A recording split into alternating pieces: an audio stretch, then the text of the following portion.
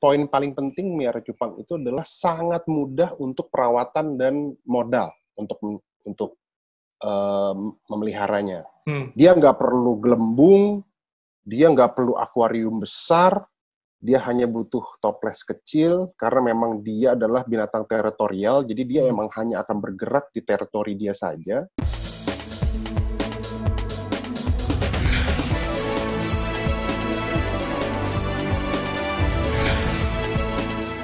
Ini namanya cupang nih, ya kan? Ini pandemi justru makin hits, bro, ya kan? Ya. Dan bisa dibilang juga salah satu bisnis yang kebal ya di pandemi ini, di mana semua sektor itu terdampak. Tapi cupang ini kalau gue lihat makin gila, bro. Itu kenapa, bro, menurut lo, bro? Ya, soalnya gini ya. Jadi yang pertama begini, ini contohnya gue ya, contohnya gue aja.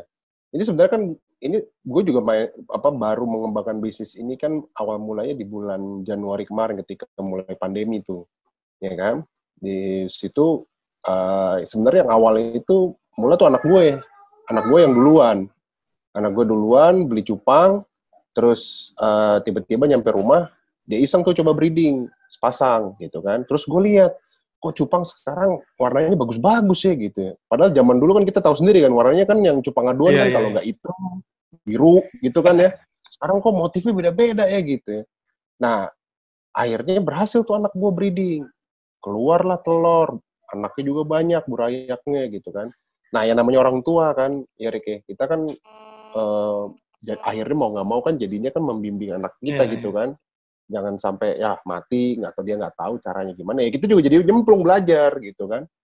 Nah ternyata begitu gue nyemplung alias nyebur, bener-bener nyelam tuh gue. Jadi suka juga gitu.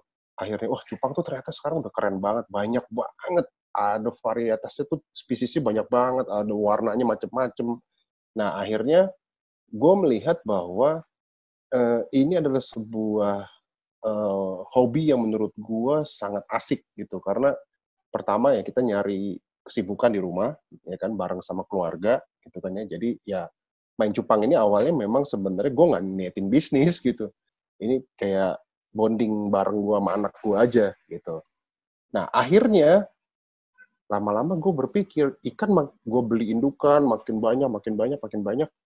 Terus gue breedingin, akhirnya banyak kan satu breeding tuh bisa lebih dari 200 ekor anaknya. Nah di rumah makin banyak nih gitu kan. Terus kemana nih ikan? Ya mau kasih tetangga juga nggak habis gitu kan. Nah, akhirnya gue berpikir, wah kenapa nggak kita bisnisin aja gitu kan.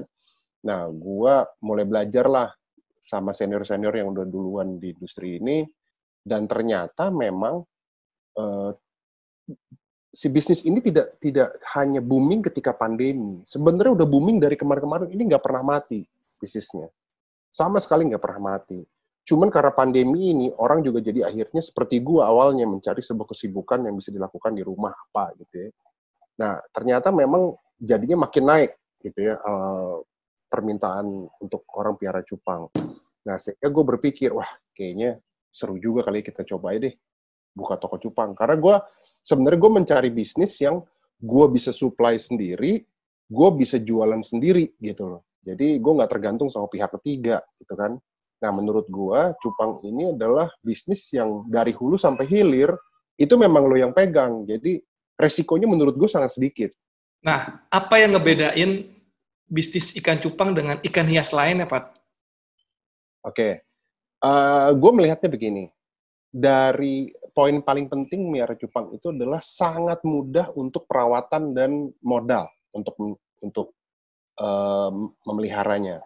Dia nggak perlu gelembung, dia nggak perlu akuarium besar, dia hanya butuh toples kecil, karena memang dia adalah binatang teritorial, jadi dia memang hanya akan bergerak di teritori dia saja. Jadi itulah menurut gue yang menjadikan cupang ini salah satu ikan yang booming luar biasa, karena perawatannya mudah, Rick. Oh, itu kayak mudah. Ikan itu kan kayak biasanya di akuarium pakai oksigen gitu tuh yang gelembung. Itu nggak perlu tuh, nggak mati dia, nggak mati. Nggak mati. Justru jadi gini, dia itu sebenarnya dia punya ikan cupang itu dia punya labirin namanya. Jadi dia benar-benar mengambil udara, naik ke atas itu dia ngambil udara untuk disimpan di badannya. Sehingga dia tidak butuh namanya oksigen kayak mas koki atau arwana gitu kan ya. Ikan hias yang lainnya kan butuh tuh gupi segala macamnya karena dia tidak punya labirin itu. Jadi sebenarnya hampir mirip kayak lele, Oh. tahan banting gitu. Mereka tuh ikan hias yang tahan banting.